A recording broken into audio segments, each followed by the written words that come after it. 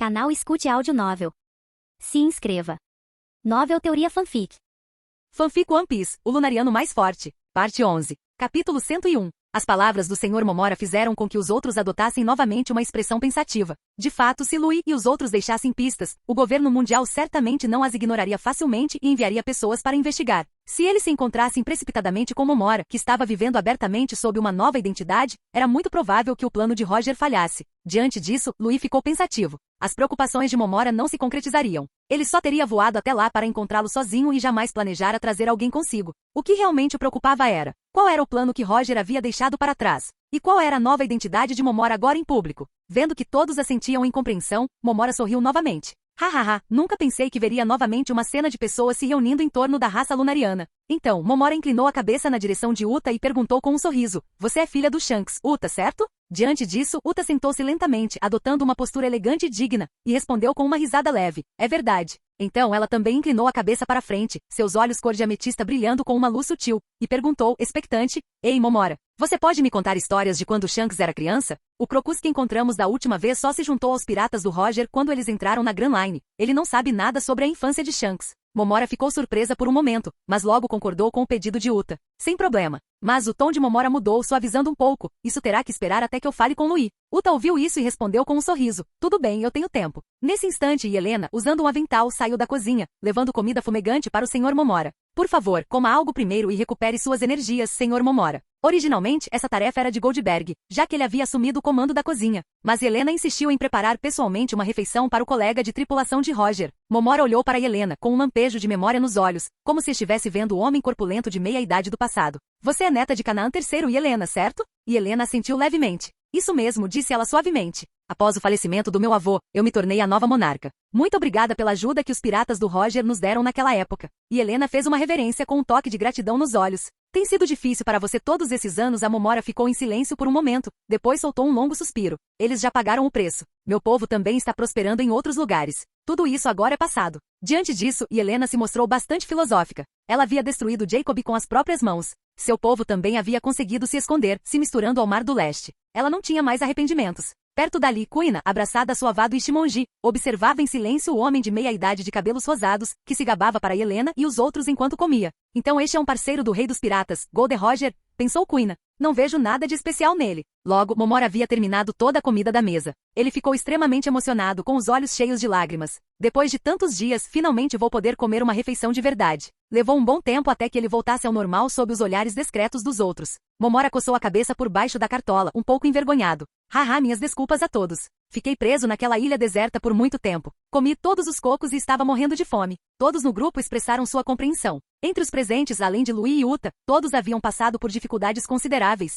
Embora suas experiências pudessem ser diferentes, foram suficientes para que compreendessem a situação difícil pela qual Momora havia se encontrado. Logo em seguida, Helena, Uta e os outros se retiraram discretamente, deixando todo o salão para Louis e o Sr. Momora. Após um longo tempo, Momora pegou o Vivre Card com seu nome gravado sobre a mesa. Cenas do passado se repetiram em sua mente como uma apresentação de slides. Ele se viu, junto com o Capitão Roger e os outros, pousando naquela ilha flutuante, o choque de ver a lendária raça lunariana. Viu o momento perigoso em que todos, exceto o Capitão Roger, Rayleigh, Gaban e Oden, foram instantaneamente controlados, quase desembainhando suas espadas para se matarem. Viu também a cena após a batalha, onde os lunarianos, com os rostos cheios de desafio, foram forçados a hospedá-los. Após um longo tempo, Momora largou seu Vivre Card e perguntou em um tom triste e emocionado: o fato de você ter permissão para sair de Birka significa que eles não planejam mais se isolar por várias centenas de anos, certo? É verdade. Eles desistiram dessa ideia. Louis pegou um bule de chá de um flugel e serviu uma xícara para Momora. Selados por várias centenas de anos. Acho que nossos descendentes podem se tornar completamente esquipianos, sem nem mesmo conhecer sua própria identidade como lunarianos. Diante disso, Momora não fez nenhum comentário, mas continuou perguntando sobre a situação atual daqueles que conhecia. Louis respondeu a cada uma de suas perguntas e transmitiu os pensamentos e palavras que seu povo queria lhe dizer. Ao ouvir isso, um sorriso genuíno surgiu no rosto de Momora. Quando ouvia histórias interessantes sobre Birka, Momora batia na coxa e ria alto. Quando ouvia as fofocas que Louis havia escutado com seus sentidos sobre-humanos, um sorriso de satisfação aparecia em seu rosto. Quando soube que um amigo que não via há muitos anos tinha um filho, ficava tão feliz como se ele próprio tivesse se tornado pai, perguntando com grande interesse sobre as crianças. Louis absorveu todas as expressões de Momora e as batidas descompassadas de seu coração. Foi somente naquele momento que Louis finalmente entendeu o que seu povo queria dizer quando afirmou: Momora, ele é diferente de seus companheiros de tripulação. Os outros eram amigáveis, mas ele era como um verdadeiro irmão para nós. Depois de um longo tempo com um sorriso ainda estampado no rosto, Momora se aproximou de Louis e, misteriosamente, perguntou os nomes de seus pais. Quando ouviu os 2 nomes exatamente como esperava, um olhar de "eu sabia" surgiu em seu rosto. Eu já imaginava. Só um cara sem vergonha como seu pai para importunar uma garotinha de Esquipieia. Diante disso, Louis apenas deu uma risadinha discreta, sem mencionar nada sobre seus pais nesta vida. Ao contrário de outros transmigradores, os pais de Louis haviam sobrevivido teimosamente e não haviam morrido no início da história. Os 2 não se opuseram à sua partida, pelo contrário, apoiaram sua decisão mais do que ninguém. Os 2 conversaram até a manhã seguinte, com o chá sendo reabastecido bule após bule. 2 dias depois, em uma ilha deserta, o Sr. Momora tirou um pedaço de papel com seu número Dendemushi privado e entregou a Louis. Tenho algumas realizações na área de inteligência. Se quiser saber alguma coisa, é só me ligar. Louis não recusou e aceitou o presente com gratidão. Certo. Se eu precisar de alguma coisa, entrarei em contato. Então, Momora olhou para Uta com um sorriso carinhoso no rosto. Uta, lembre-se de não contar para o Shanks que fui eu quem te contou aquilo. A isso, Uta respondeu com um sorriso radiante. Não se preocupe, meus lábios estão selados. Então ela tirou uma foto de Momora, Louis e dela mesma e entregou a ele. Momora ficou surpreso por um instante. Então, os cantos de sua boca se curvaram em um leve sorriso. Espero que tenhamos a chance de nos encontrarmos novamente. O Sr. Momora se virou para ir embora, acenou com a mão e desapareceu de sua vista.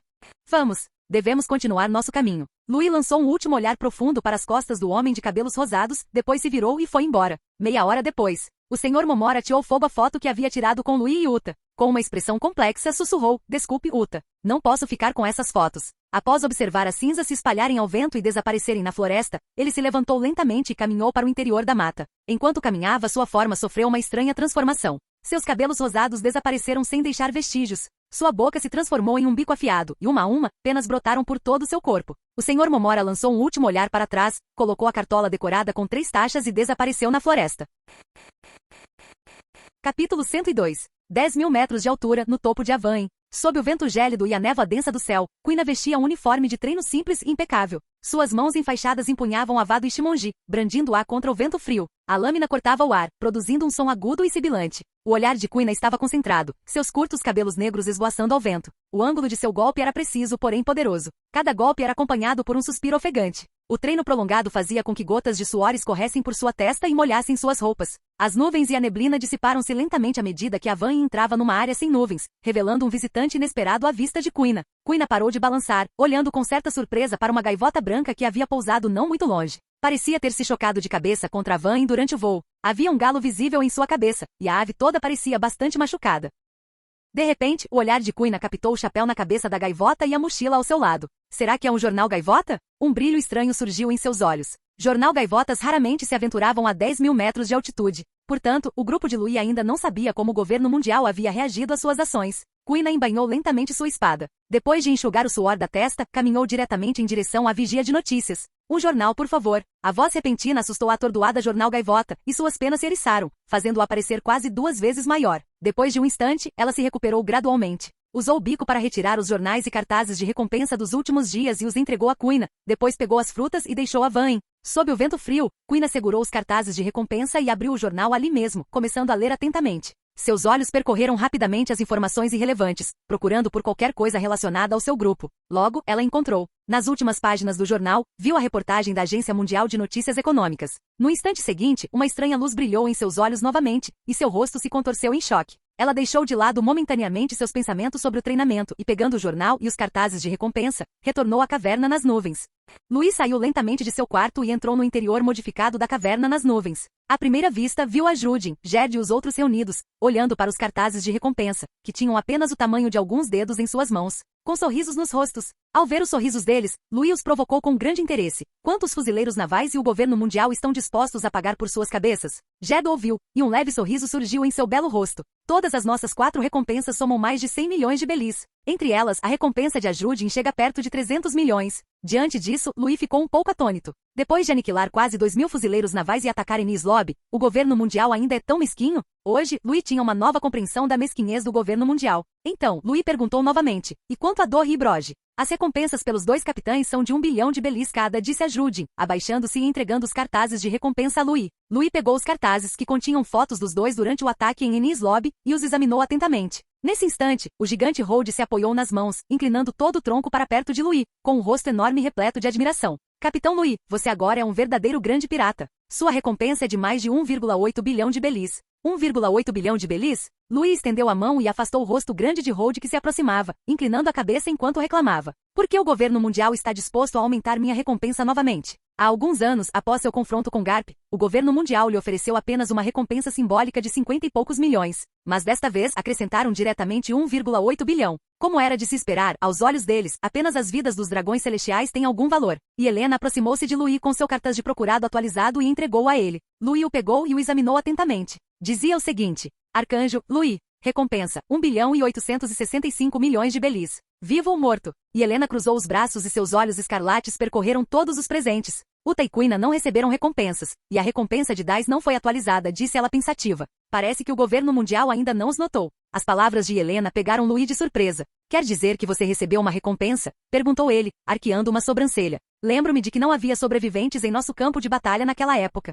Como não havia testemunhas e Helena deveria ter tido o mesmo destino de Uta e Quina, sem recompensa pela sua cabeça. Diante disso, Helena mostrou a Louis o cartaz de recompensa que ela havia recebido. Destruidor de nações. Recompensa, 730 milhões de belis. Vivo ou morto? No cartaz havia uma foto de Helena de muitos anos atrás, vestida com uma armadura pesada e segurando seu martelo de guerra octogonal. Louis olhou para o epíteto Destruidor de Nações e para a foto, que claramente fora tirada no reino de Jacob, e um lampejo de compreensão cruzou seus olhos. Entendo. O governo mundial conectou os rastros que você deixou ao destruir Jacob com um incidente de pouco tempo atrás e descobriu sua identidade? Deve ser isso, e Helena assentiu lentamente. Os vestígios que ela deixará ao liberar a baixa temperatura para congelar todos os seus inimigos até a morte ainda estavam lá. Contanto que o pessoal do governo mundial não fosse estúpido, eles ligariam isso ao recente campo de batalha. Naquela época, Shanks assumiu a culpa pela destruição do reino de Jacob para impedir que Helena sofresse a pressão do governo mundial prematuramente. Só agora o governo mundial percebeu que o incidente não foi obra de Shanks e sua tripulação, mas sim uma obra-prima de Helena, a quem eles tanto queriam capturar.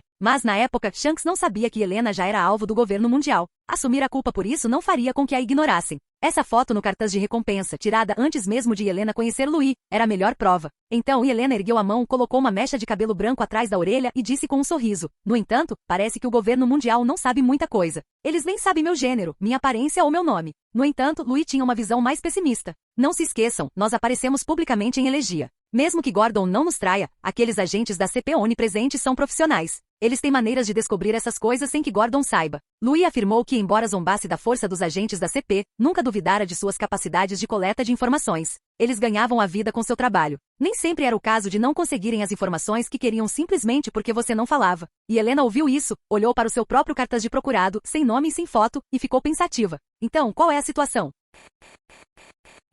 Capítulo 103. Quartel-General da Marinha, Marineford. Sala de conferências de alto nível do Quartel-General da Marinha. Uma reunião que durou 2 dias chegou ao fim. As portas seladas se abriram com um som nítido. Um a um, oficiais de alta patente internos e capas com a inscrição Justiça, cada um exalando a aura de uma força poderosa, saíram. Esses famosos almirantes que detinham o poder nos 4 mares e na primeira metade da Grand Line, agora exibiam expressões graves. Partiram em silêncio, desaparecendo na esquina. Seus rostos estavam marcados pela melancolia para que todos vissem sua preocupação com o futuro. Um instante depois, um homem de terno azul claro e cabelos negros e encaracolados saiu da sala de conferências. Bocejou e seguiu pelo corredor em direção ao porto militar. Ao mesmo tempo, seu navio de guerra recebeu ordens. Um a um, soldados saíram das tavernas de Marineford e correram para o navio. O departamento de logística rapidamente transferiu armas e munições do arsenal, preparando-se para transportar as balas de canhão para o navio de guerra no menor tempo possível. Após o homem alto de cabelos cacheados desaparecer pelo corredor, o almirante da frota Sengoku e o herói da marinha Garp também saíram da sala de conferências. Sob os olhares respeitosos e admirados dos oficiais, os dois caminharam lado a lado pelo amplo corredor. O herói da marinha Garp havia abandonado seu comportamento geralmente instável. Ele franziu levemente a testa com um toque de frustração nos olhos. Faz apenas alguns anos, e ele já derrotou as forças armadas daqueles caras. Como eu imaginava, aquele pirralho vai se tornar um grande inimigo da marinha. Embora Garp soubesse que algo assim aconteceria um dia, desde que não conseguiu encontrar Louis alguns anos atrás, este incidente ocorreu rápido demais. Foi tão rápido que até mesmo Garp, que presenciou a ascensão de Charlotte Linen, foi pego de surpresa. O método que ele havia encontrado para possivelmente eliminar Louis após a batalha perdeu gradualmente o sentido. O fato de Louis ter conseguido derrotar Cabanha com uma vantagem absoluta significava que seu Haki já havia atingido um nível consideravelmente alto. Nessa situação, mesmo o poder de um usuário de paramecia teria dificuldade em afetá-lo. Os fuzileiros navais não tinham muitos usuários de paramecia especiais, e a resposta do governo mundial era que os que eles tinham ainda não haviam atingido a maturidade. Isso significava que o plano de matar Louis com um usuário de paramecia especial havia falhado antes mesmo de começar. Louis não tinha mais uma fraqueza em seu Haki. A estratégia havia mudado de pode ser derrotado por um usuário especial de paramecia para, possivelmente só pode ser derrotado depois que sua resistência e Haki estiverem completamente esgotados. Mas qual era a taxa de sucesso disso? Ninguém sabia. O rosto do almirante da frota Sengoku estava sombrio, seu coração pesado. Desde que Roger os havia enganado antes de sua morte e iniciado a Grande Era dos Piratas, o número de piratas havia aumentado rapidamente a um nível inimaginável. A pressão sobre a marinha nos 4 mares e na primeira metade da Grand Line havia aumentado drasticamente, e eles gradualmente perderam o controle do Novo Mundo. Além disso, um grande número de jovens talentosos surgia do lado pirata todos os anos. Em contraste, o número de jovens talentosos na marinha vinha diminuindo na última década, e eles dependiam inteiramente de alguns poucos veteranos e idosos para manter a posição. Uma situação embaraçosa de não haver sucessores havia surgido, o que deixou Sengoku, como almirante da frota, profundamente preocupado. Após um longo tempo, Sengoku parou em frente a uma janela e observou silenciosamente os novos recrutas treinando com grande paixão lá embaixo. Murmurou para si mesmo, num tom meio incompreensivo: por que nós, da marinha, não temos tantos indivíduos talentosos quanto os piratas? Será que o grande tesouro de que Roger falou realmente exerce tanta atração assim? Mas logo, o traço de perplexidade no rosto de Sengoku desapareceu, substituído mais uma vez por uma firme determinação. Aconteça o que acontecer, a ordem deve ser restaurada nos mares. O caos que Roger espalhou deve ser corrigido. Nas profundezas do Novo Mundo, a ilha Whole Cake. A grande pirata no auge do poder mundial, Charlotte Linlin, sentava-se no alto de seu trono, com as mãos agarradas aos braços, enquanto repreendia severamente seus filhos abaixo. Você ainda não encontrou nenhum vestígio de Dor e Broge? Eles são as lendas da raça dos gigantes. Assim que eu estiver a bordo do meu navio, com todo o prestígio que possuem, com certeza conseguirei conquistar os gigantes da maior potência mundial. Só faltam a corrida dos gigantes, a corrida dos bucaneiros e a corrida dos lunares no meu Toto Land. Diante disso, os muitos executivos da família Charlotte presentes no salão abaixaram a cabeça, sem ousar olhar diretamente para o rosto da mãe, que demonstrava uma raiva contida. Isso incluía até mesmo Charlotte Snack, um dos 4 comandantes doces. Ele sabia que quando se tratava das únicas 3 raças raras que faltavam em Toto Land, a mãe se tornaria cada vez mais radical e assustadora. Por fim, foi o segundo filho da família Charlotte, Katakuri, quem se adiantou e respondeu com voz grave: mamãe? Nosso povo já instalou um número considerável de vigias na entrada do Novo Mundo. Assim que Dori, o ogro azul, e Broge, o ogro vermelho, aparecerem, com certeza os avistaremos. Com o tamanho e o navio deles, é impossível que se escondam no mar. Charlotte Linlin ouviu, e sua expressão suavizou-se consideravelmente, mas seus olhos ainda flamejavam enquanto ela gritava: é melhor você não me decepcionar. Caso contrário. O olhar de Charlotte Linlin tornou-se extremamente aterrador. Passou por Katakuri e pousou em seus outros filhos. Você sabe as consequências. Sim, mamãe. Ao ouvirem suas palavras, um arrepio percorreu suas espinhas. Eles não ousavam desafiar a vontade de sua mãe. Charlotte Linlin deu uma risada fria, aliviando temporariamente a pressão sobre seus filhos, e se virou para olhar para seu segundo filho e seu filho mais velho. Ei, Perospero, Katakuri. Aquele pirralho cuja recompensa subiu para 1,8 bilhão já entrou no Novo Mundo? Estou ansioso para o nosso encontro. Um pirralho que alcançou esse nível tão jovem me lembra de quando eu era jovem. Uma lembrança passou pelos olhos de Charlotte Linlin. Aquele pirralho chamado Louis era definitivamente igual a ela. Ele nasceu forte. Se ela conseguisse vinculá-lo à sua facção, poderia derrotar Kaido e até mesmo Barba Branca. Além disso, ele também tinha ligações com a raça dos gigantes. Ela poderia usá-lo para subjugar os gigantes ao seu comando. Nesse momento, ela varreria um novo mundo, ascenderia ao trono mais alto do mar e até mesmo governaria o mundo. Diante disso, o corpo de Perospero congelou. Algumas gotas de suor apareceram em sua testa, e até mesmo a língua que pendia à sua frente tremeu levemente. Mamãe, aquele cara chamado Louis ainda não apareceu. Assim que ele entrar no Novo Mundo, Katakuri e eu iremos imediatamente convidá-lo para a ilha Whole Cake com a sua permissão. Charlotte Linlin baixou os olhos, encarando fixamente seu filho mais velho. Essa ação fez com que Perospero começasse a suar frio, com as pupilas tremendo violentamente. No entanto, no instante seguinte, Charlotte Linlin falou com profundo significado: só vocês duas? Isso não basta. Levem suas irmãs. E lembrem-se de serem educadas com nossa estimada convidada. Capítulo 104. Nas profundezas do Novo Mundo, país de Wano, a 10 quilômetros das minas de prisioneiros de Udon, em uma floresta de pedra, um dragão azul com o corpo coberto por escamas impenetráveis, chifres de Oni e chifres de dragão na cabeça, e de tamanho extremamente colossal, estava deitado de costas do outro lado da floresta de pedra em uma postura descontraída. Mais da metade da floresta de pedra, com vários quilômetros de extensão, foi destruída, e incontáveis fragmentos de rocha se espalharam por milhares de metros. A cabeça do dragão azul pairava no ar como a de uma serpente morta, seus enormes olhos cerrados. Parecia que o dragão havia adormecido caído em pleno voo e se chocado de cabeça contra a floresta de pedra, causando tamanha destruição. Não muito longe da floresta de pedra, um homem rechonchudo de macacão olhava para o dragão azul pendurado como uma cobra morta à distância, momentaneamente sem palavras. Ao lado dele, um homem da altura de sua panturrilha perguntou hesitante: Lord Queen, como devemos lidar com essa situação? O homem chamado Queen olhou para seu subordinado e em seguida tirou um megafone do nada. Depois de chutar uma pedra de vários metros de largura, respirou fundo e gritou pelo megafone: Irmãos Hokkaido, temos notícias daquele pirralho usuário de zoa mítica. O estrondo ensurdecedor fez o subordinado ao lado de Queen se contorcer de dor enquanto, inconscientemente, tapava os ouvidos. No instante seguinte, Kaido, que estava pendurado na floresta de pedra, pareceu ter captado a palavra-chave, e seu enorme corpo de dragão estremeceu. Com um tremor violento e levantando uma nuvem de poeira, ele começou a se mover. Uma nuvem de poeira surgiu à distância, envolvendo Queen e todos os outros, fazendo com que os piratas instintivamente cobrissem a boca e o nariz e tossissem violentamente. Logo, uma rajada de vento dissipou a poeira, revelando Queen e seus homens novamente. Essa situação fez com que os piratas sob o comando de Queen congelassem com os rostos inexpressivos. No entanto, no instante seguinte, todos levaram um choque considerável, caindo para trás um após o outro, olhando atônitos para o que estava diante deles. A cabeça de um dragão gigante havia surgido em algum ponto desconhecido. Sua boca cavernosa, repleta de presas afiadas, estava entreaberta, e seus olhos gélidos os encaravam fixamente. Você acabou de dizer zoa mítica, não é, Queen? O forte cheiro de álcool que o envolveu fez o rosto de Queen se contorcer. Onde você foi beber de novo depois de sair de vano? Reclamou ele inconscientemente. Você está fedendo a bebida. Diante disso, Kaido estendeu sua cauda de dragão gigante e a atingiu em cheio na cabeça de Queen, fazendo o rosto deste se contorcer, com seus pequenos olhos quase saltando para fora de seus óculos escuros. Chega de enrolação. A cabeça do dragão gigante emitiu uma voz grave, típica de um homem de meia idade. Queen se levantou do chão, esfregou o rosto e então estendeu a mão para trás para pegar o jornal e os cartazes de recompensa de alguns dias atrás. Há alguns dias, aquele cara chamado Louis parece ter causado um grande incidente com os 2 capitães dos piratas guerreiros gigantes. Eles destruíram Enies Lobby. Aquele Louis que comeu a zoa mítica modelo Anjo agora é procurado por 1,8 bilhão de belis. E no navio dele tem um cara com chifres de Oni que é procurado por 700 milhões de belis. Kaido ficou surpreso por um instante, depois voltou à sua forma humana, sentou-se no chão cambaleando e pegou o jornal para ler. No segundo seguinte, uma expressão de confusão surgiu no rosto ainda corado de Kaido. Por que não consigo ler isso? Queen cobriu o rosto. Irmão Kaido, quanto você bebeu? Reclamou novamente. Você está segurando o jornal de cabeça para baixo. Seu porrete Saikai cortou o ar e atingiu com força a cabeça de Queen, lançando-o para longe sem fazer barulho. Ao lado dele, o grupo de piratas que havia sido afetado pelas travessuras de Queen fez caretas engraçadas de medo. Lord Queen foi silenciado. Kaido não se importava com esses peixes pequenos. Depois de virar o jornal para o lado certo, ele ergueu sua cabaça, tomou um grande gole de saquê e começou a ler sob o efeito do álcool.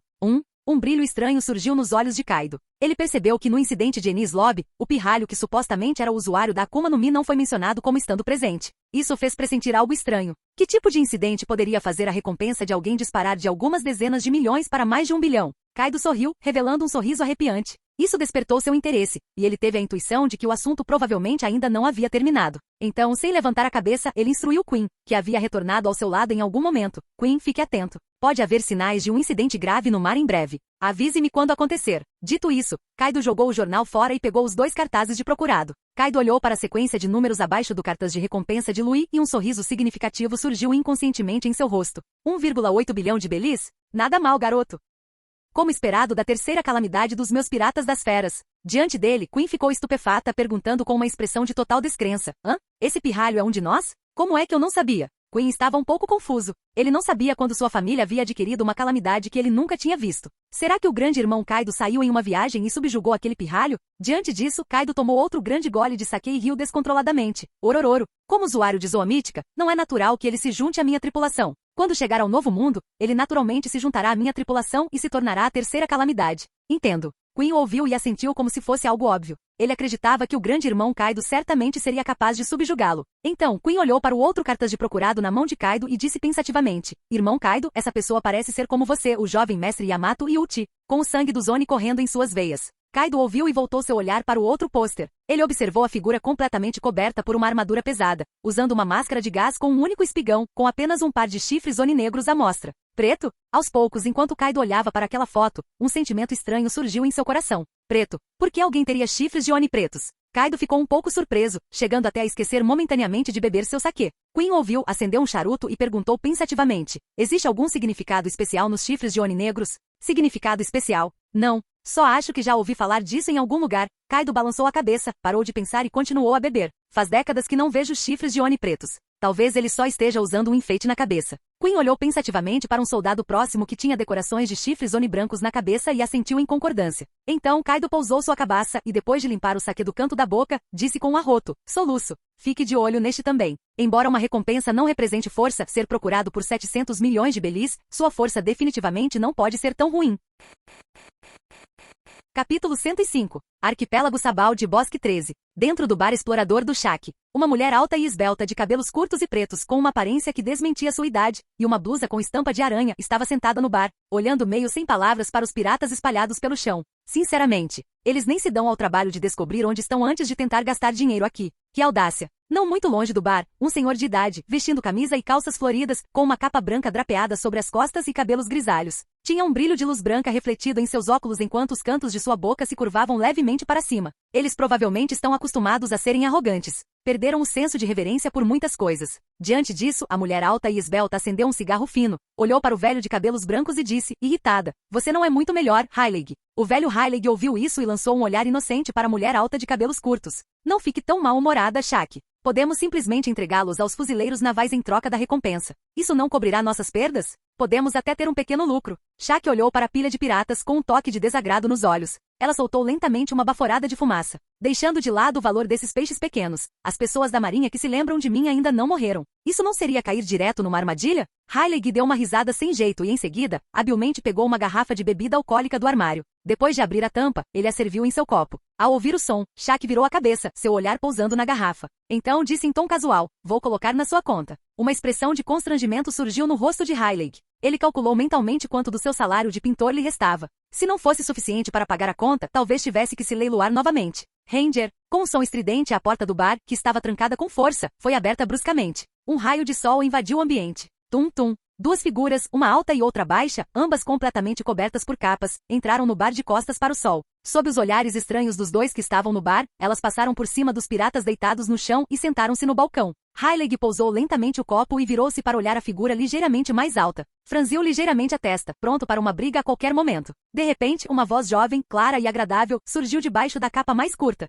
Você é o rei das trevas Hyleg, segundo em comando do rei dos piratas, Gold Roger? À medida que a voz da garota diminuía, a atmosfera no bar foi se tornando gradualmente mais tensa. O ar parecia congelar. Shaq soltou lentamente uma baforada de fumaça e, em seguida, apagou casualmente o cigarro fino que tinha na mão. Ela estreitou os olhos, observando os cabelos ruivos e brancos que despontavam sob o capuz da figura menor, com um lampejo de compreensão no olhar. Hyleg ergueu uma sobrancelha, levantou o copo novamente e respondeu em tom descontraído. Sou apenas um velho pirata aposentado comum. Entendo. Parece que não me enganei de pessoa, disse a voz da garota, elevando-se alguns tons, como se seu humor tivesse melhorado. Hyleg ouviu isso, com uma expressão pensativa no rosto, a mente a mil tentando decifrar a identidade e o propósito dos dois à sua frente. No instante seguinte, a pergunta em sua mente foi respondida. A figura delicada estendeu suas mãos finas e claras por baixo da capa e lentamente retirou o capuz. Cabelos longos e lisos, metade ruivos e metade brancos, caíram em cascata. Um rosto belo e perfeito foi revelado, seus cabelos bicolor trançados em um laço em forma de borboleta atrás da cabeça. Suas orelhas cobertas e protegidas por fones de ouvido especiais.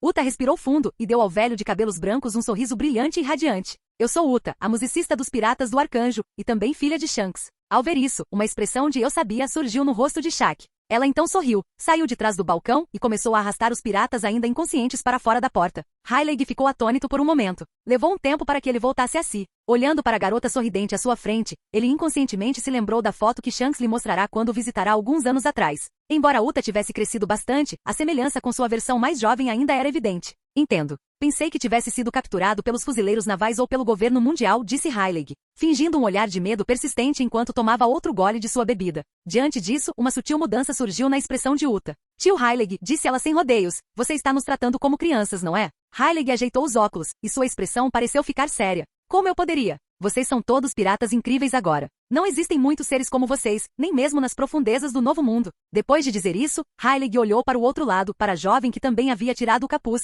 que tinha um par de chifres de oni negros e uma cabeleira branca solta. Shanks mencionou você para mim. Você é a neta de Canaan III e Helena, certo? E Helena sentou-se lentamente, encarando o olhar atento de Hyleg com uma expressão incrivelmente séria. Sim. Se não fosse pela ajuda dos piratas do Roger naquela época, provavelmente não teríamos conseguido resistir. Diante disso, os olhos de Hyleg se encheram de nostalgia. Naquela época destruímos o exército deles e permitimos que Canaan III retornasse às planícies, disse ele com emoção. Mas o que não esperávamos era que Jacob tivesse um príncipe que se juntou aos fuzileiros navais e se tornou vice-almirante. E depois que partimos, ele retornou para lá, tornando todos os nossos esforços anteriores em vão. Ninguém esperava que uma cidade-estado no Mar do Leste escondesse um caça do nível de vice-almirante do quartel-general da Marinha. Diante disso, Helena balançou a cabeça e respondeu sinceramente, não foi culpa sua. Vocês todos fizeram mais do que o suficiente por Canaã. Embora seu avô não tivesse permanecido nas planícies por muito tempo, a destruição do exército por Roger ainda havia dado a Canaã um grande fôlego. Nesse instante, Shaq, após lidar com os piratas, voltou para o bar e fechou a porta com força. Ela retornou ao balcão e serviu um copo de licor para Helena e um copo de suco para Uta. Obrigada. Uta aceitou sem hesitar. Depois de agradecer, pegou o suco e começou a conversar com Heilig. E Helena, no entanto, sorriu e recusou educadamente. Muito obrigada, mas eu não bebo. As palavras de Helena fizeram Shaq erguer levemente uma sobrancelha. Você não bebe? Esse é um ótimo hábito, disse ela enfaticamente. Não é verdade, Heilig. Diante disso, Heilig sentou-se ereto em frente a Uta com uma expressão séria. Ele assentia de vez em quando, parecendo alheio a tudo no mundo. Shaq viu isso, balançou a cabeça e acendeu outro cigarro fino, com uma expressão de quem considerava Heilig um caso perdido. Então, apoiou os cotovelos no balcão, soltou uma baforada de fumaça lentamente e perguntou, com o rosto cheio de curiosidade. Só vocês dois estão aqui? E o irmãozinho, Louis? Capítulo 106.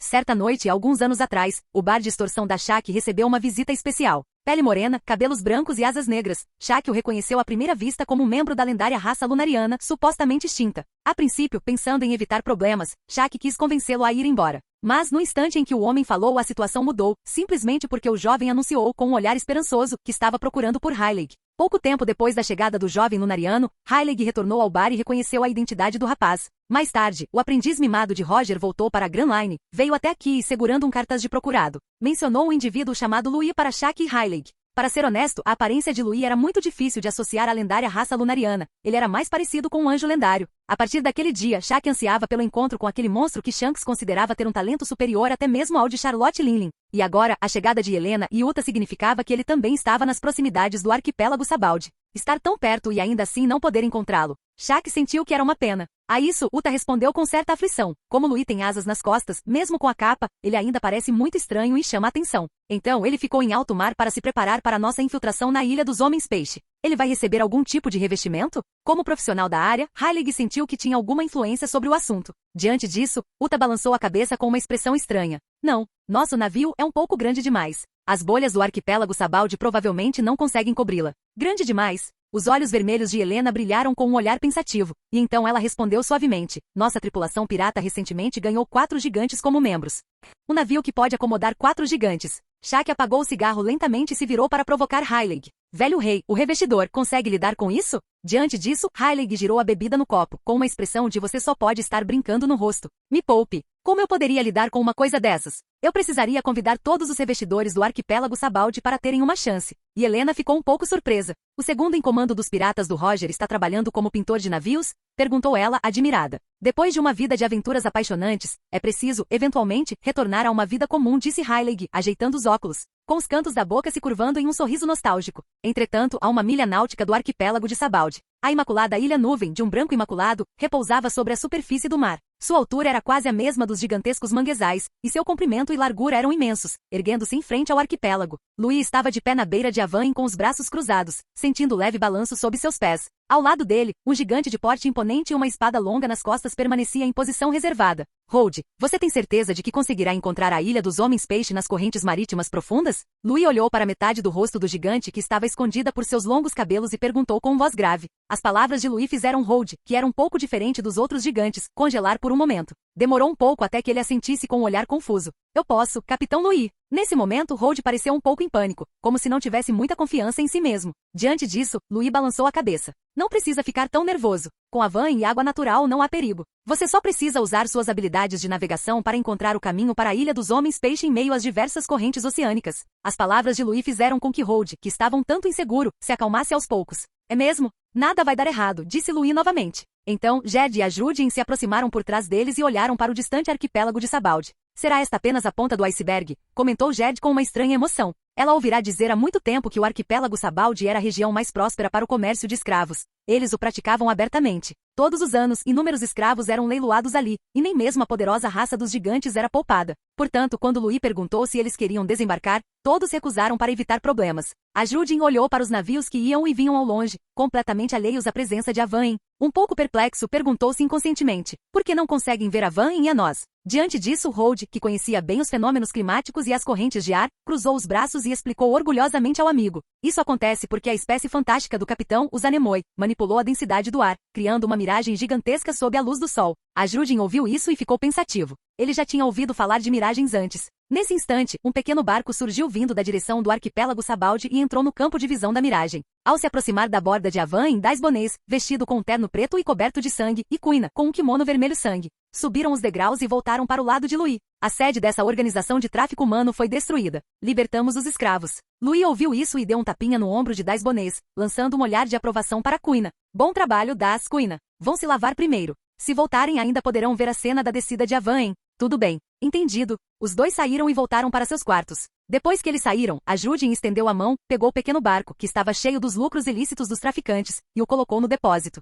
Nesse instante, Jed avistou um segundo barco pequeno e disse a Louis: e Helena e Uta voltaram. Podemos partir. No segundo barco pequeno, duas figuras estavam de pé. A figura franzina de cabelos vermelhos e brancos acenava na direção deles. Após a chegada das duas, Jed sorriu, abaixou-se e estendeu sua longa mão para ajudar Helena e Uta a se levantarem. No instante seguinte, a água do mar ao redor de Avain começou a agitar-se violentamente, como se estivesse fervendo com inúmeras bolhas. Então, uma poderosa corrente oceânica disparou para o céu, engolindo por completo a enorme forma de Avain. Uma parede de água com mais de 20 metros de espessura convergiu 100 metros acima de suas cabeças, formando uma esfera gigante que envolvia Avain e uma grande quantidade de ar em seu interior. Imediatamente depois, uma a uma, mãos gigantescas feitas de água fria do mar emergiram da superfície do oceano, agarraram várias partes de Avain e começaram a puxá-lo em direção às profundezas do mar. Capítulo 107. Um rugido repentino e tremendo varreu o arquipélago de Sabaldi. Todos que ouviram o som inconscientemente olharam para cima, fitando a direção de onde viera, sem entender o que estava acontecendo. Na orla da costa, muitos cidadãos e piratas olhavam para o mar, de onde vinha um ruído alto e contínuo, mas onde nada parecia fora do comum, sentindo-se completamente perplexos. De onde vem esse som? Será que está vindo debaixo do mar? Na extremidade da multidão, Heilig sentou-se na grama, com os olhos fechados e os cantos da boca levemente curvados para cima. Pensar que eles entrariam em alto mar usando esse método maravilhou-se. Os jovens de hoje são realmente notáveis. Embora seus olhos não pudessem enxergar através da miragem gigantesca, seu aqui da observação havia percebido claramente tudo sobre a gigantesca nuvem-ilha, a água do mar e o ar à distância. Ao lado dele, Shaq, com um cigarro fino na mão, sentou-se perto de Heilig e soltou uma baforada de fumaça lentamente. Usar a água do mar como barreira para puxar uma ilha do céu, que deveria estar lá no alto, para o fundo do mar para navegar. Essa é uma forma muito romântica de viajar. Shaq era a antiga imperatriz da ilha cuja, Amazon Lily, e se considerava muito sábia. Mas hoje, depois de ver isso, teve que admitir que seu conhecimento era muito limitado. Era uma ideia desenfreada e incrivelmente romântica. Ao ouvir isso, Heilig abriu lentamente os olhos para olhar para Shaq ao seu lado e esboçou um sorriso significativo. Tudo bem, eu acho. Eu também era bem romântico quando era jovem. Diante disso, Shaq soltou outra baforada de fumaça e lançou um olhar fulminante para Heilig. Na beira da descida de Avain, Louis se virou para olhar o homem e a mulher sentados próximos um do outro na multidão.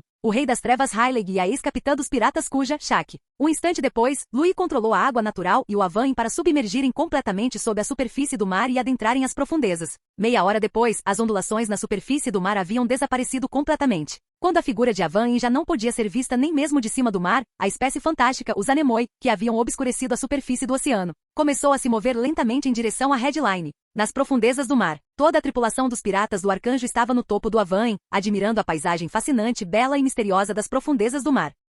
Das inúmeras cardumes de peixes de águas profundas às enormes e ferozes criaturas marinhas, e ao aparecimento ocasional de pequenos e médios reis dos mares. Sua visão de mundo estava em constante expansão. Ajudin e os outros sentaram-se juntos em círculo, olhando para as criaturas marinhas e cardumes de peixes que nadavam acima deles, com os olhos cheios de choque. Nunca imaginei que nós, gigantes, também teríamos a oportunidade de contemplar a paisagem das profundezas do mar, disse Jed, com o rosto sereno e um brilho sutil nos olhos. Uta ouviu isso e olhou para o rosto calmo de Jed, perguntando com uma expressão confusa: Jed, como você? Dory e os outros chegaram ao Mar do Oeste e a primeira metade da Grand Line? É difícil conseguir um revestimento para um navio gigante passar pela Ilha dos Homens Peixe. E como não são membros do governo mundial e são considerados escravos preciosos pelos dragões celestiais, vocês não poderiam ter usado o elevador na Headline. Nessas circunstâncias, o fato de esses gigantes poderem aparecer no Mar do Oeste e na Grand Line deixou Uta um pouco curiosa. Jed olhou para baixo, pegou Uta na palma da mão e explicou com um sorriso: entramos no Mar do Oeste pelo Cowbelt. Conhecemos uma rota onde reis dos mares superdimensionados se reúnem em relativa densidade. Diante disso, o laço na parte de trás da cabeça de Uta caiu,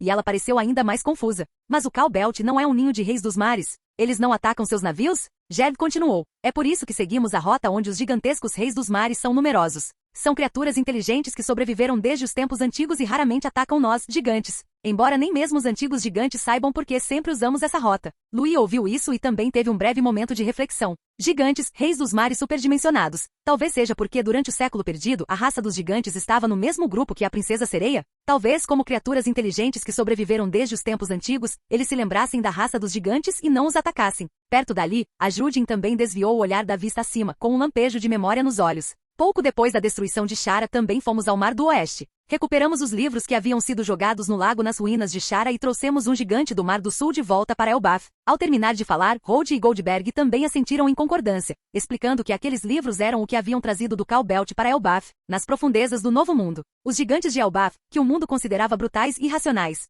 compreendiam o valor do conhecimento que a humanidade transmitirá por milhares de anos melhor do que o governo mundial. Este mundo era simplesmente absurdo. E Helena estava deitada numa espreguiçadeira ao lado de Louis, seus olhos escarlates percorrendo rapidamente os corpos das criaturas marinhas, e ela suspirou baixinho. São todas espécies novas que eu nunca capturei antes. Louis ouviu isso e, pensando que já era a hora do almoço, controlou a água natural para estender rapidamente mãos gigantes feitas de água do mar. Elas alcançaram as profundezas do oceano, agarraram várias criaturas marinhas e as puxaram para dentro da barreira. As criaturas marinhas foram arremessadas acima das cabeças de todos e caíram rapidamente. Feito isso, Louis se virou na direção dos gigantes e disse com um sorriso: Goldberg, está na hora de preparar o almoço. O gigante ligeiramente rechonchudo olhou para as criaturas marinhas que se debatiam no ar e sorriu. Sem problema, deixe comigo. No instante seguinte, ele pegou o escudo com o rosto esculpido e capturou as criaturas marinhas uma a uma, depois brandiu o canabo, tão comprido quanto ele, e as nocauteou. Em seguida, virou-se e caminhou em direção à caverna nas nuvens para pegar alguns utensílios de cozinha, preparando-se para fazer um banquete no fundo do mar. Nesse instante, o gigante com a espada longa nas costas, Rhodes, olhou para o fundo do mar profundo e escuro e se virou para os outros. Capitão Louis,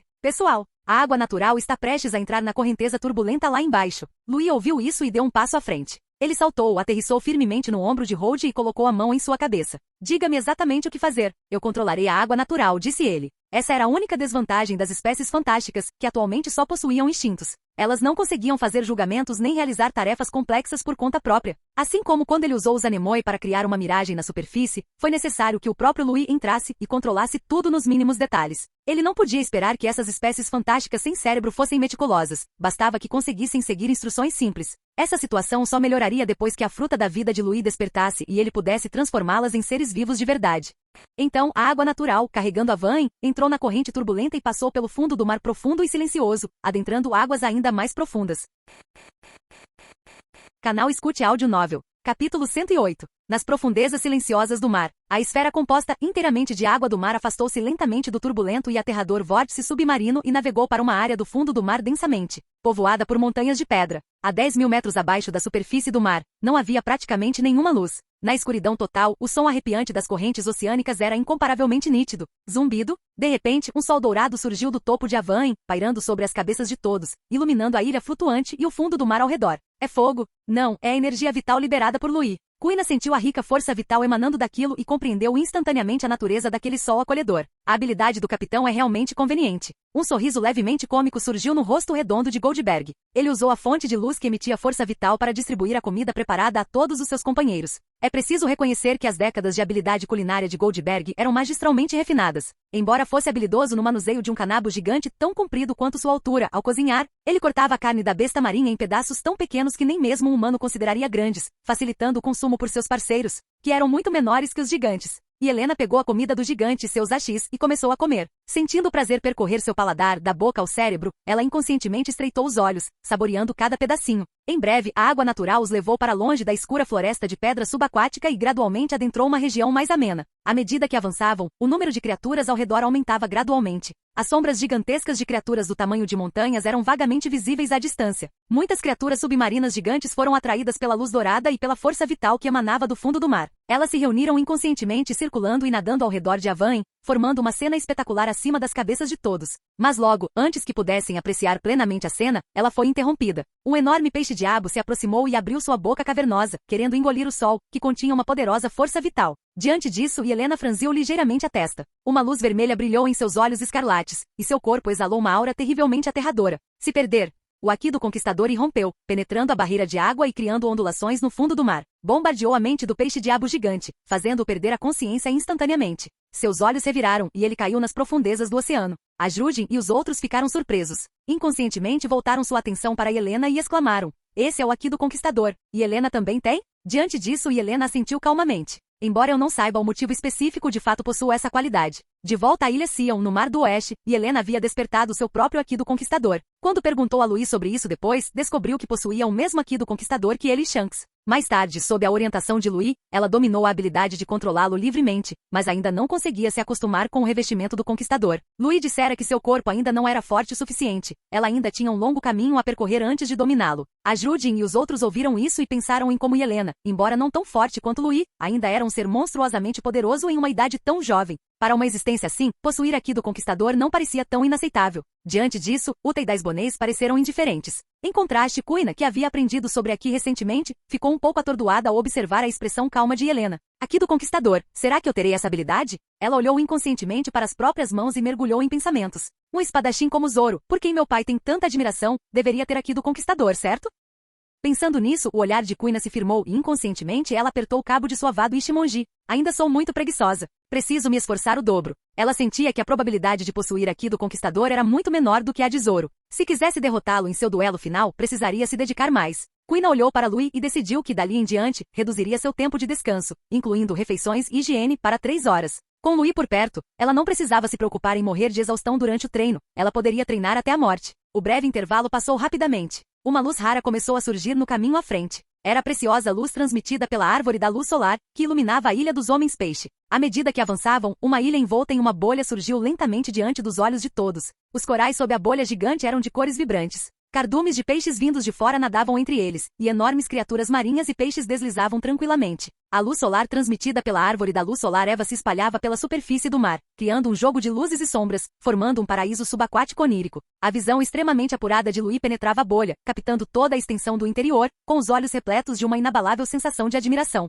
A Ilha dos Homens-Peixe está localizada na extremidade da Headline, diretamente abaixo da Terra Santa, Mary Geoise. É o lar de mais de 5 milhões de sereias e homens-peixe. As sereias têm a aparência única de possuírem a parte superior do corpo idêntica à de um humano e uma cauda de peixe como parte inferior. Disse que são os nadadores mais rápidos do mar. Aos 30 anos, as fêmeas podem separar suas caudas de peixe para formar pernas humanas e caminhar em terra firme. Os machos não possuem essa habilidade. Quanto aos homens-peixe, em termos de aparência, pode-se dizer apenas que são um pouco melhores que os profundos. Apenas sua força de preensão, que dizem ser 10 vezes maior que a de um humano, é de certa forma impressionante. No entanto, a diferença na força de preensão entre diferentes indivíduos humanos é maior do que a diferença entre um humano e um inseto. Por exemplo, Barba Branca e Charlotte Linlin são humanos puros. Mesmo que consigam partir montanhas e rachar ilhas, isso não lhes nega a humanidade. Além disso, vale mencionar que o método de reprodução dos sereianos e homens-peixe não é a lendária fertilização externa, mas sim a viviparidade, assim como nos humanos. Nesse instante, Uta se transformou em sua forma de sereia, bateu suas nadadeiras, e com um movimento rápido de sua cauda rosa, nadou até pousar no ombro de Louis.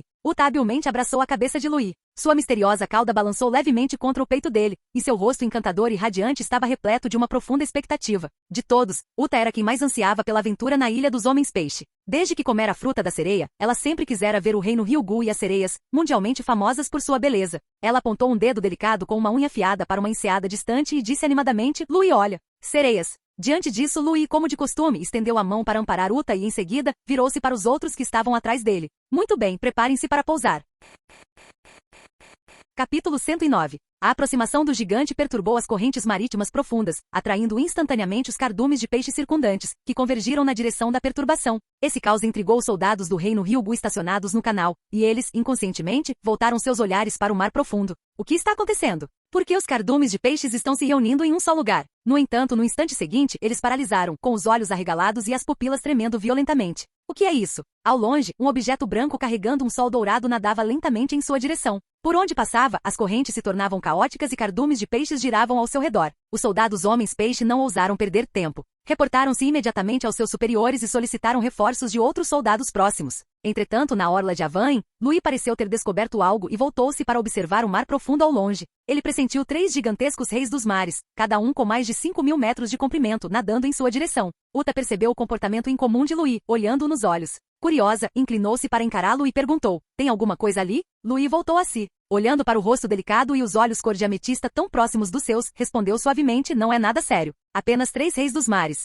Reis dos mares? Uta ergueu o olhar, seguindo a direção para a qual Louis estava olhando, as pequenas nadadeiras em forma de asa perto de suas orelhas se contraindo levemente. No instante seguinte, uma série de sussurros lentos soou em seu ouvido. Uta ficou surpresa, mas inconscientemente repetiu as palavras. Objeto não identificado aproximou-se do rei. A sirene irritante voltou a tocar. Como se tivesse captado uma palavra-chave, Uta sobressaltou-se e perguntou com certa incerteza: a sereia de que você está falando? Você está falando de mim? A irritante? Uma sutil mudança surgiu na expressão de Uta. Ela não sabia que era irritante. Além disso, era a primeira vez que ela estava ali. As vozes distantes desapareceram, mas as sombras imensas continuavam a se aproximar gradualmente. As palavras de Uta fizeram com que os outros que estavam reunidos percebessem que algo estava errado. Subconscientemente, eles perguntaram: Uta, com quem você está falando? Diante disso, Uta primeiro olhou para Louis e, em seguida, explicou rapidamente o que acabará de acontecer. Quando todos entenderam a situação, os 3 gigantescos reis dos mares já haviam chegado ao lado de Havain, observando silenciosamente Louis e seu grupo. Para ser mais preciso, primeiro olharam para os gigantes e Helena, antes de seus olhares finalmente se fixarem em Louis e Uta, que estava em seu ombro. Seus olhos inteligentes brilharam com uma luz sutil, como se estivessem se lembrando de algo. No fim, eles apenas observaram em silêncio enquanto Havain se aproximava da Ilha dos Homens-Peixe, sem fazer nenhum movimento para impedi-los, ignorando as perguntas de Uta. Então, retornaram silenciosamente para onde tinham vindo, soltando mais uma vez uma série de sussurros difíceis de entender. Lunariano. Lunariano. Chifres, um descendente de gigantes? Desta vez, a sirene não é uma delas. Mesmo com os gigantescos reis dos mares observando, Havain não lhes deu atenção e continuou em frente, chegando logo à entrada do reino Ryugu.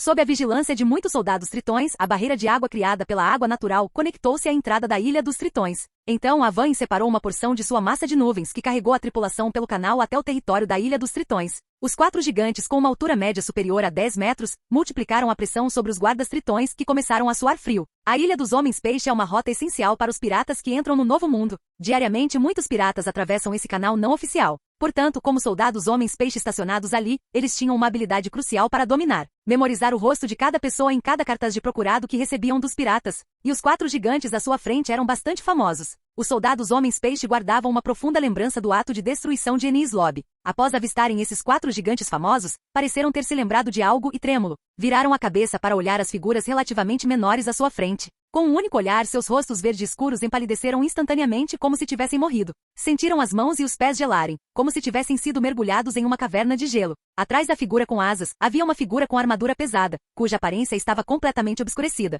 No fim, não ousaram fazer o menor movimento para impedi-los. Depois de relatarem o ocorrido aos seus superiores, adotaram a postura de deixar tudo ao acaso. Um instante depois, sob os olhares atônitos das sereias na enseada, a massa de nuvens brancas desceu lentamente sobre a praia, depositando os 4 gigantes, Louis e os outros. Assim que desembarcaram, o grupo capturou a atenção de todas as sereias e dos poucos homens-peixe presentes na praia. A Ilha dos Homens-Peixe ficava a 10.000 metros de profundidade. Pouquíssimos gigantes haviam estado ali, mais de 99% da população via um gigante pela primeira vez. Portanto, muitas sereias não resistiram à tentação de se aglomerarem ao redor, observando a Judin, Gerd e os outros com grande curiosidade. São esses os gigantes lendários? São enormes. São tão altas quanto uma casa. Diante disso, Hold olhou para as belas sereias ao seu redor, todas vestidas com roupas muito leves. Inconscientemente ele ajeitou as vestes e jogou os longos cabelos, que cobriam metade do rosto, para trás, como se quisesse que as sereias vissem seu lado bonito. No entanto, foi recebido com um castigo impiedoso pelas costas. Gerd lhe deu um soco no estômago com um olhar de desgosto e disse, irritado, pare de nos envergonhar nós, gigantes de Elbaf.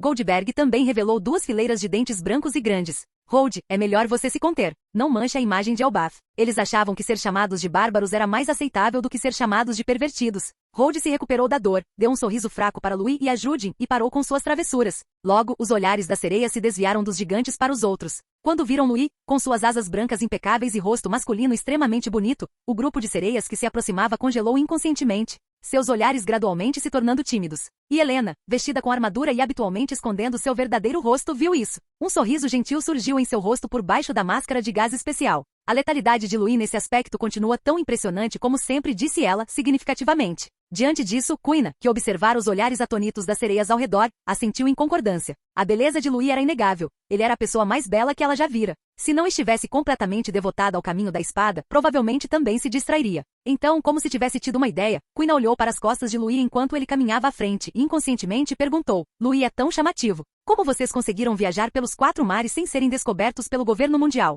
Antes que Helena pudesse responder, Uta, que estava sentada no ombro de Louis, já havia virado a cabeça e dado a Quina um sorriso radiante. É porque estou aqui para limpar a bagunça. Quina ouviu isso e ficou pensativa. Logo em seguida, alguém notou Uta no ombro de Louis e soltou uma série de suspiros de espanto. Aquilo é uma sereia? Essa criança é tão jovem, mas tão linda. Sinto que ela está no mesmo nível da princesa Shiraoshi. Mas alguns sereianos de olhos aguçados notaram as várias escamas coloridas nas bochechas de Uta, as garras afiadas e brilhantes em seus dedos, as pequenas nadadeiras em forma de asa espreitando por entre seus cabelos vermelhos e brancos, e as nadadeiras coloridas em forma de asa na parte inferior de suas costas. Por que aquela criança parece um pouco diferente de nós? Espere, essa criança provavelmente não é residente da Ilha dos Homens Peixe. Se houvesse uma sereia aqui tão bela quanto a princesa Shiraoshi, é impossível que ela fosse desconhecida. No ombro de Louis, Uta ouviu os elogios do povo do mar, e a tristeza por ser ignorada pelos reis dos mares desapareceu. Um sorriso radiante e encantador surgiu em seu belo rosto. Ei, Louis, você ouviu isso? Estão falando de mim. A isso, Louis respondeu casualmente: está tudo bem. Eles estão apenas relatando os fatos. Uta ouviu isso, e o sorriso em seu rosto se alargou ainda mais. Ela se apoiou nos ombros de Louis com as mãos, e sua cauda de peixe rosa começou a balançar ritmicamente. Nesse instante, um homem-peixe, ao reconhecer os rostos familiares de Louis e dos gigantes, pareceu se lembrar de algo, e seu coração deu um salto. Ele vasculhou a mochila que carregava, tirou alguns cartazes de procurados amassados e os comparou com as pessoas à sua frente. No segundo seguinte, seu rosto empalideceu e suas pernas começaram a tremer. São eles. Quando ele estava prestes a gritar e mandar os tritões e homens-peixe que assistiam à cena fugirem, uma grande mão azul com membranas interdigitais pressionou seu ombro. Um alto homem-peixe com aparência de tubarão-baleia balançou a cabeça em sinal para que ele não fizesse barulho e causasse alvoroço. Quase ao mesmo tempo, a multidão à frente se abriu. Um grupo de soldados caminhou rapidamente, separando a multidão de Louis e seu grupo. Então, o rei do reino Ryugu, Netuno, veio do final da rua e parou bem diante deles. Capítulo 110. Nas ruas de sonho, repletas de corais gigantes e salpicadas de belas sereias, um tritão tão alto quanto um gigante, com cabelos alaranjados despenteados e segurando um tridente, estava de pé em frente a Louis. Então, sob os olhares perplexos dos sereianos e homens-peixe, o rei do reino Ryugu assumiu uma postura sincera e entusiasmada e falou com a figura de asas brancas impecáveis nas costas. Prezados convidados, vocês atravessaram os mares para chegar ao nosso reino Ryugu. Espero que nos acompanhem até o Palácio Real, para que nosso reino possa expressar seu respeito e boas-vindas. O tritão alto, com seus pelos espessos pelo corpo e nariz vermelho, fez uma leve reverência. Lorde Arcanjo, acrescentou, eu sou Netuno, o rei do reino Ryugu. Louis ergueu uma sobrancelha. Embora soubesse que a chegada dele certamente atrairia a atenção do reino Ryugu, não esperava que o rei Netuno fosse tão humilde. Em meio à multidão dispersa de sereias, podiam-se ouvir sussurros um tanto estranhos. Sua Majestade Netuno veio pessoalmente recebê-los. Qual é a origem deles? A última vez que algo assim aconteceu foi quando o lendário Barba Branca esteve aqui, não é? Os habitantes da Ilha dos Homens Peixe gradualmente perceberam que algo estava errado, e olhares de confusão surgiram em seus olhos enquanto observavam Louis e seu grupo. Após um instante, Louis ergueu os olhos e encontrou o par de olhos, que estavam profundamente fundos sob uma coroa e continham um toque de inquietação.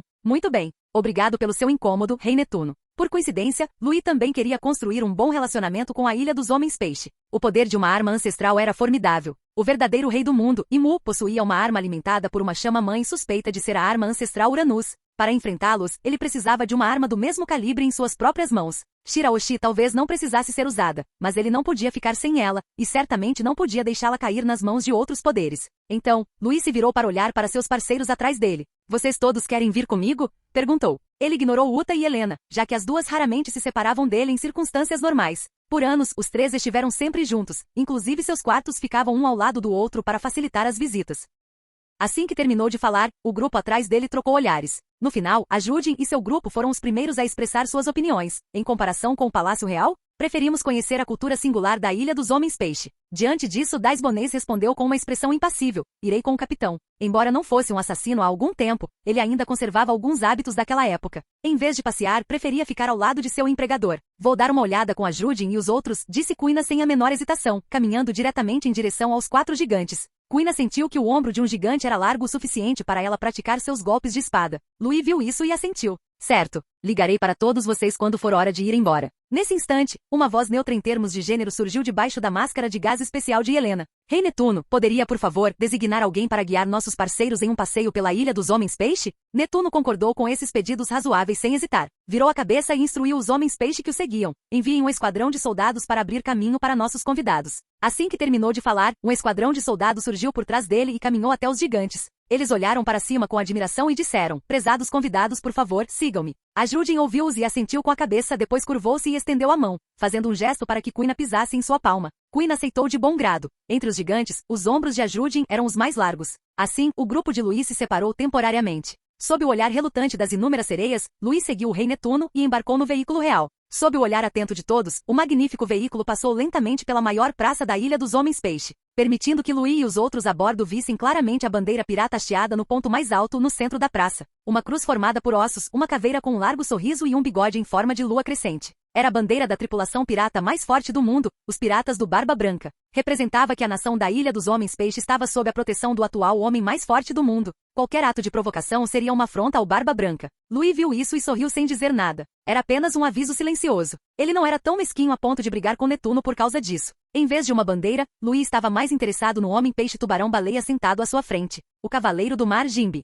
Um homem que se tornou um dos Shichibukai para salvar seus companheiros, mas que se associava abertamente à Barba Branca. Quanto a Netuno, enquanto sorria para Luís e os outros, ele usava sua visão periférica para avaliar Uta, que estava sentada no ombro de Luís, observando a paisagem ao redor com grande interesse. Ele estava um pouco intrigado com aquela criança. Ela parecia muito com uma sereia, mas também com algo mais perigoso, mais aterrorizante. O veículo, puxado pela baleia gigante Oi, navegava em ritmo tranquilo pelo canal cheio de água do mar, dirigindo-se lentamente para o Palácio Real localizado acima da Ilha dos Homens-Peixe. Ao longo do caminho, Uta olhou para a paisagem onírica lá embaixo, e uma luz estranha brilhou em seus olhos violeta. Inconscientemente, ela soltou um suspiro de admiração. É tão lindo aqui! Diante disso, um olhar de orgulho surgiu no rosto de Netuno. O reino Ryugu é um país conhecido como paraíso submarino, disse ele rindo. É um paraíso onírico único no mundo. Uta o ouviu e assentiu, as nadadeiras atrás de suas orelhas se contraindo levemente. Ela não conteve seus elogios. Sim, é maravilhoso. Merece um nome assim. Netuno a ouviu, coçou a cabeça inconscientemente e assumiu uma postura muito acessível. Ele riu. Obrigado pela sua aprovação. Então, o tom de Netuno mudou, e ele perguntou pensativamente: menina, você é uma sereia que ficou presa no mundo exterior e foi resgatada por Lord Luís? Assim que terminou de falar, Jimbe, que não havia se manifestado, também aguçou os ouvidos em silêncio. Ele queria fazer essa pergunta há muito tempo, mas ao ver a intimidade daquela sereia desconhecida com Luís, percebeu que ela não parecia estar sendo abusada. Então deixou a questão de lado. Diante disso, Uta virou a cabeça, moveu suavemente as nadadeiras atrás de si e respondeu com um sorriso: não, meu nome é Uta e eu sou do Mar do Leste. Sou a musicista dos Piratas do Arcanjo e uma amiga de infância que cresceu com Luís e os outros. Embora suas características de usuária de habilidades fossem óbvias, Uta ainda não afirmava explicitamente que era uma. Ser difícil de esconder era uma coisa, mas isso não significava que ela sairia por aí contando para todo mundo. Fim do vídeo. Para acesso antecipado à continuação dos vídeos, ou para incentivar o canal, vire membro. Muito obrigado.